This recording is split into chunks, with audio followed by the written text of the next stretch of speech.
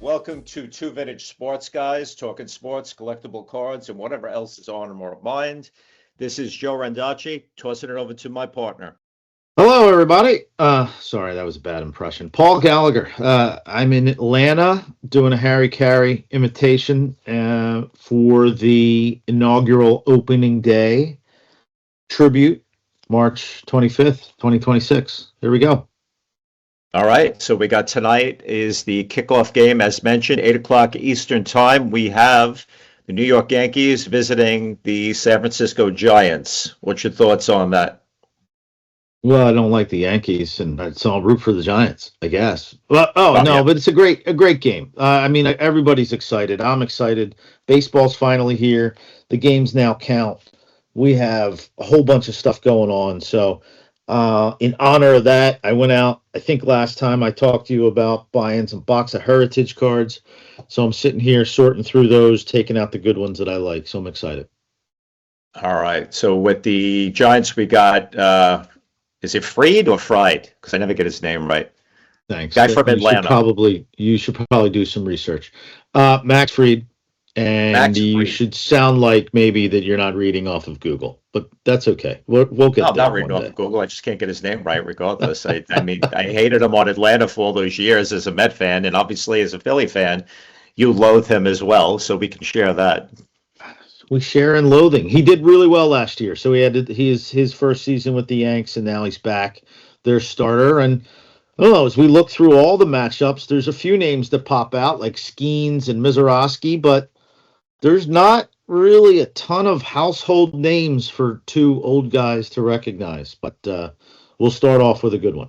In other words, there's no Steve Carlton and Tom Seaver pitching tonight. There's no Bob Gibson. There's a Tariq Skubal. We all know Tariq Skubal. The Tigers probably suck, but he's pretty good. And my Phillies just signed Christopher Sanchez to a 5-year deal.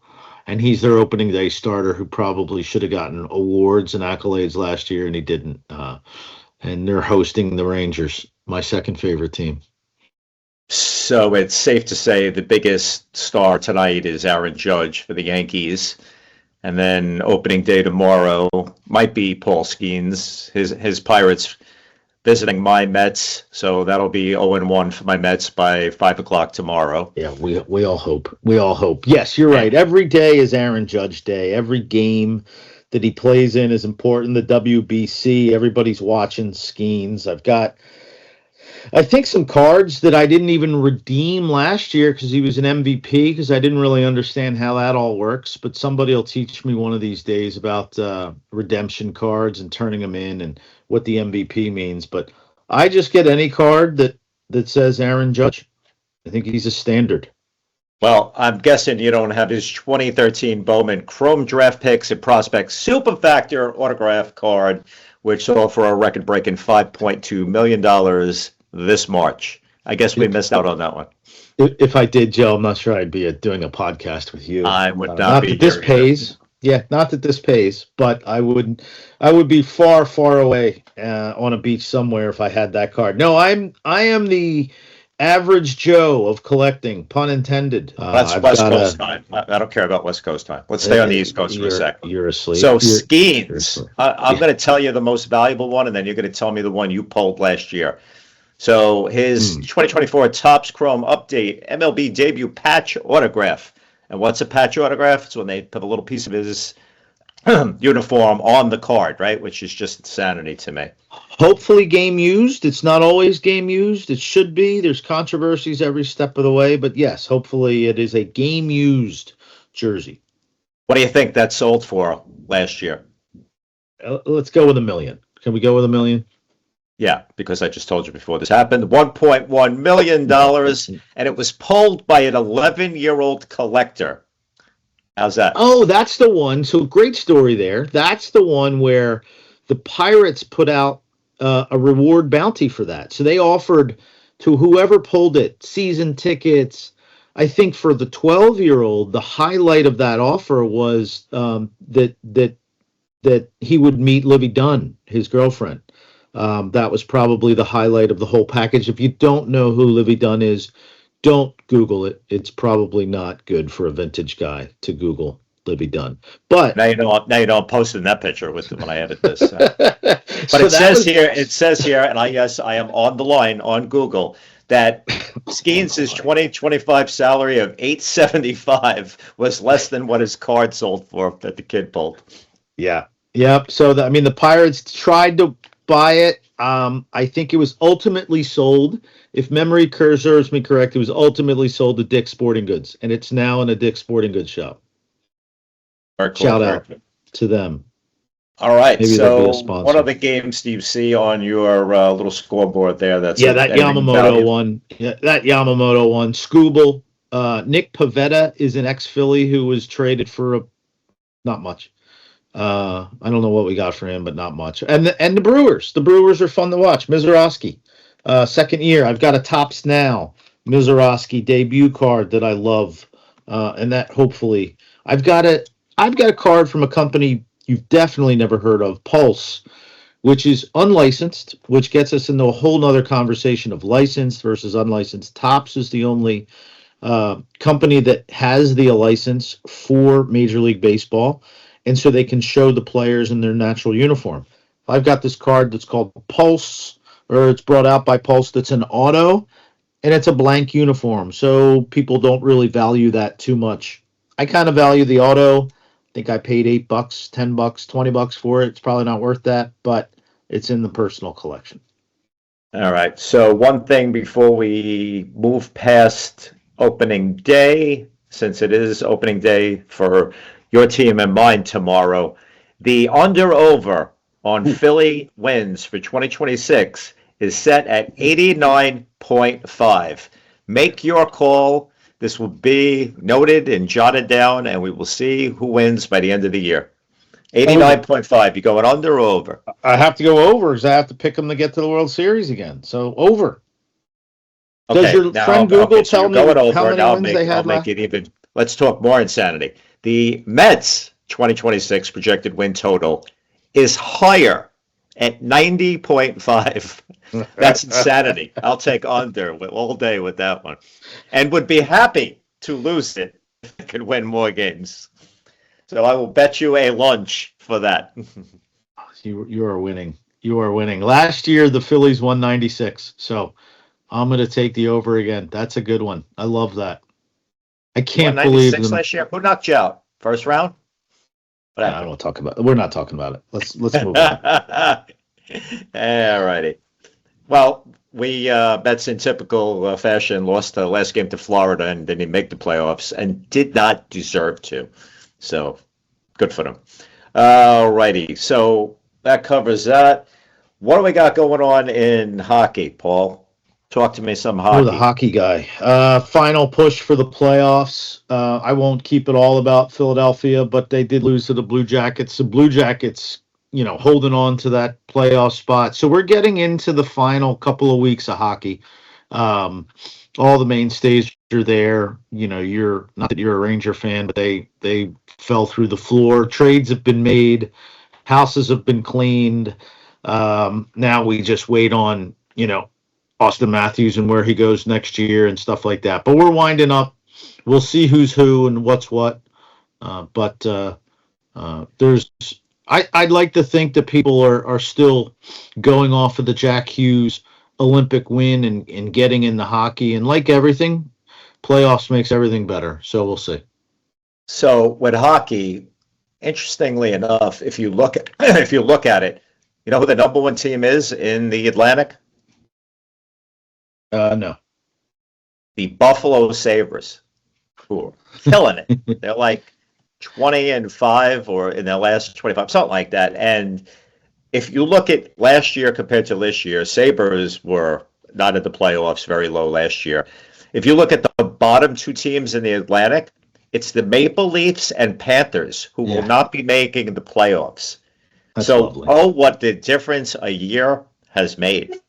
Yeah, that's lovely. And you can look at the Blue Jackets I just mentioned too, are second in the worst named division, Metropolitan. So Flyers are on the cusp. As an Island fan, the Rangers being in last place in the Metropolitan is a feel-good story forever and ever right there. It's wonderful. Yeah, it's absolutely wonderful. So, But Jack even if Hughes you won't look make in the the playoffs. West, in Pacific, Vancouver Canucks, who last year went deep playoffs, last place, only eliminated team with a little E next to them. It's one or two players making a huge difference. It's coaching changes. I can't tell you the Sabres, but fine. I'm actually happy for them. That's a great hockey town, great place to go visit. Been there many times for hockey. Been to the Anchor Bar for Buffalo Wings. Well, It's a great what place. else are you going to do in Buffalo? It's 22 degrees, and that's in June. Like, so you want to see the hockey or the Bills, and Josh Allen, right? It's a good fan but base for both. Vancouver, they're 21 and 41, dude. That's not just one or two guys. That's a whole roster that forgot to come out after the national anthem. Yeah, no, they've been rebuilding for many a year. It's finally paying off. Look at the Ducks. The Ducks are up there too. God bless them. But Ducks make the playoffs last year? I don't think they did. No, Ducks haven't made the playoffs since Emilio Estevez coached everything. That's funny. How about that? That's pretty good. The Oilers hanging in there, and God, I can't see them lose a third straight cup, so they need to stay away from the finals this year. Yeah, Back-to-back Dreisaitl's out. losses. I think Draisaitl is out for the remainder of the year, so that'll hurt them. But we always root for the Oilers. You always root for Connor McDavid, no matter who you are. I mean, Avalanche still flying, 47 and 13. Great. Yeah, they're great. They just got too much talent. So Dallas, though, look at the Dallas Stars right there. What do you got? What do you see as the Cup final? Who's facing who? I won't hold you to this. I'll hold you to it once the playoffs start, but just give me a preview. Why don't we say Buffalo, Colorado? We'll take the two number one seeds right now, and we'll match them up against each other. I'm gonna I know what you're say. gonna say. I know what you're gonna say. I'm gonna say Tampa, Colorado. Not because I'm here, because I hate them, but they're too seasoned. I think Buffalo's got too many young studs not ready for playoff pressure to go win 3 rounds and get to the Cup. Yeah. I'll root for the Canadians. If the Flyers don't make, I'll root for the Canadians. It's a great team. Cole Caulfield, all 5'8" of them, is wonderful to watch. They've got a great young team. Do you know? And I just always remember this as a stupid trivia question. From the Canadians won the Cup in 46, 56, 66, 76, and 86. They won all those particular years. Not bad. And Good I trivia. just somehow remember that. They stopped Gretzky's 4 in a row there. And, they stopped Flyers 2 in a row. Flyers had won in 74 and 75. Yeah. And they lost in 76. So, and if we want to talk about cards, the Canadians, one of the Series 1, Series 2 by Upper Deck. Series 1, the young gun star was Ivan Davidov, and I pulled 2 of him. And Series 2, the big one, Schaefer off of your team. We talked about him last week. So Upper Deck still kills it, still has a great card. Series 2 just came out. The tins are not out yet, but the hobby boxes are. So people are flying to those. So what we can do is we can just wrap it up because everybody wants to go watch a game. So Topps is coming out with their latest releases. I just go to the Topps website and find out what's coming up, what can be pre-ordered, and what's coming out soon. So that obviously it's baseball. There's a Topps collector kit. There's Heritage, which I already talked about. There's Series 1, and there's Stadium Club. And then the other sports that they're coming out with is MLS soccer, and then a bunch of stuff to pre-order now. Bowman basketball coming soon is Cosmic Chrome basketball. That's always a fan favorite. Those are some really neat cards. Soccer Sapphire Edition, Black Baseball, and Deadpool of all things. So I know my son would love that one. 2025 Chrome Deadpool. So they'll have some autographs in there. Looks like Wolverine. Looks like the Deadpool man himself. And then a couple of Marvel, Fantastic Four. That's going to be your favorite, Joe, I think, of everything. And then even some tennis. So there's a bunch dropping here in the next little bit from Topps. And then for Panini, they'll be dropping a bunch of stuff too. So it's really getting into spring. It's really getting into It's the card collecting season, if you would. So from that standpoint, find out what kind of hobbyist you are, what kind of collector you are. Do you like series? Do you like certain players? Do you like certain teams? Figure out the price points that are good for you. There's really something for everybody in the Topps collection, from Heritage on up to Cosmic. If you're a basketball fan, there are going to be still things for you to collect. And then coming in April, it's going to be Topps announcing their football relationship. We go back to licensing. That's what drives everything. And Topps will have the licensing agreement for football this year, so they'll be announcing some more stuff on April 1st. So there is something for everybody. We don't want to leave out our friends from Leaf. I love Leaf. They've got great products that are on their entertainment side, college players that are up and coming, and a whole bunch of things from there. So go to the Leaf website, go to Panini, go to Topps, figure out who you are, what you want to collect, and what you like to get, and then we'll watch some baseball. So let me ask you this. We'll end on this note. When you mentioned collect what you like or what you're after, and I think whether you're a kid or as old as us, you collect the team you like, you try to get all of them. But as we mentioned, you could just buy a whole season and knock it all off. But if you are trying to collect your team as well as rookies, as well as stars or all-stars, are there any particular decks? Because again, when I used to collect, you spend 25 cents, you got a stale piece of gum that's 10 cards that smelled like a stale piece of gum, and you hope the rookies would turn into something. Now you're fishing for, like we've mentioned in the past, Willy Wonka's golden ticket, $3,000 card out of the gate. But is there particular boxes, sets that will have higher value cards? Yeah. Or is it all just luck of the draw, no matter which set, which manufacturer or anything? Yeah, no. Generally, as you go up in price point, you go up in more autos. You get chrome. So, like a Topps Chrome Black is a product that my buddies love. There's all kinds of great cards in that one. Cosmic Chrome Basketball. There'll be good ones in there. So as you go up in price point, you go up in the bigger hits. You go up into the special cards that'll come out. The Willy Wonka golden tickets will be there.